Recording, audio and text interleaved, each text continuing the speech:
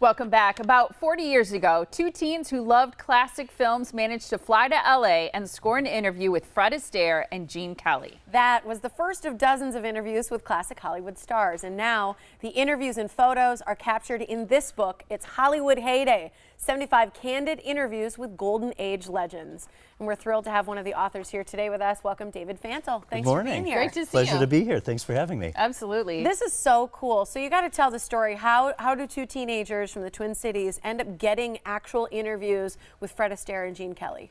Well, now 40 years later, it seems a little hard to believe, but back in 1974, there was a movie called That's Entertainment. It was a compilation of all the great MGM musicals. My parents took me to see it, and I was mesmerized by what I was seeing on the screen.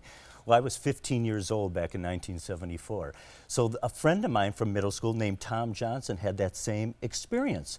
So we really became film buffs together and have been doing this for over 40 years now.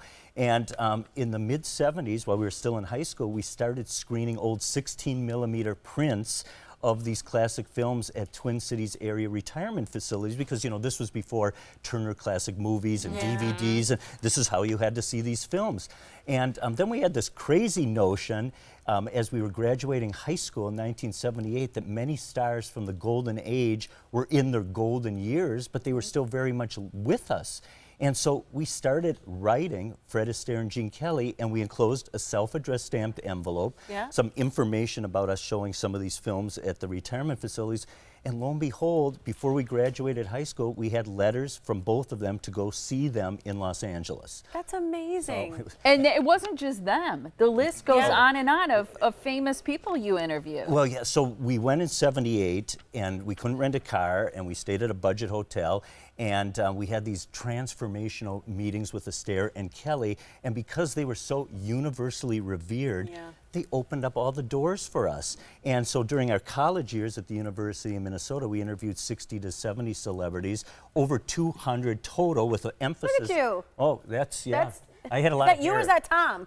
That's me, if you can believe it, with those Coke bottle glasses with Charlton Heston. Right? That was 2 visits with Heston at his home. Wow. And I always said we walked by his pool. He did not part the pool for us.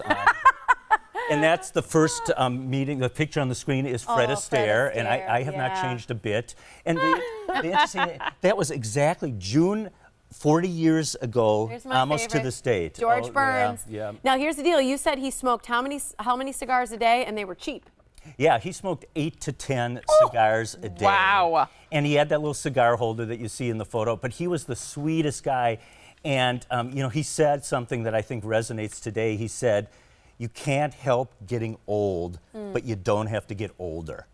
Oh, I love it. Yeah, that's cute. He was my favorite. I told you, he's the first time I cried when a celebrity died. I loved him so much. And I think He was so many adorable. people did. Yeah, you know? and he made growing old an art form. Yes. Yeah. I mean, and he lived to be 100. Let's go through a few of the other people that you met and kind of you really getting a chance to see their public versus sort of personal, away from the public persona, who they really were. For example, Lucille Ball, you say she was not funny. Not funny, not particularly warm or friendly, but she was all business.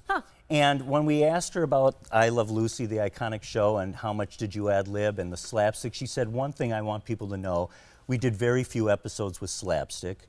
We had outstanding writers. We didn't ad-lib. But what we have to remember about Lucy is she broke the glass ceiling. I was going to say, this was in a time when she was trying to be taken seriously and recognized as a female. And so that's actually no surprise to me that that's the persona you got, is her really trying to elevate her knowledge, her talent, and not just known for being a floozy. Yeah, you know, which is she played a funny female. She struggled for many years to become big in the business. And with Desilu Productions, she became a businesswoman, the first woman mogul in the entertainment industry. So she was no nonsense. That doesn't surprise me. I think she probably had to do that. But very frank. Yeah, you say Fred Astaire was basically oblivious to his artistic accomplishments. It's amazing to me. I mean, it was like we're sitting here with Fred Astaire, and it's like you're chatting with your grandfather. And I'm saying, and I say it to this day 40 years later, you're sitting with the greatest dancer in the history of motion pictures, an artist that arguably you could be saying is akin to a Mozart. And yet he was so unaware of his talent, of his genius, that he didn't want to talk about his films. He didn't want to talk about the effort that went into making these hard dance sequences look easy. Yeah. He wanted to talk about horse racing. He wanted to talk about disco dancing. He voted for John Travolta for Best Actor in Saturday Night Fever. He was living very much in the moment.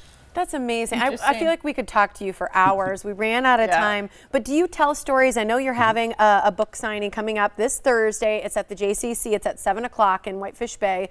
You can get the book as well at HollywoodHeydayBook.net if you can't make the book signing. But you'll be telling these stories. Yeah, right? so I'll show some of the photos that you're seeing and some more, and I'll have some anecdotes, answer some questions, and talk classic movies. So fantastic. So great. Great that you put it into a book for people to be able to share in these wonderful experiences that you had with some of the biggest stars ever in Hollywood. It was a great ride. Thanks for joining us. We Thanks appreciate for having it. me.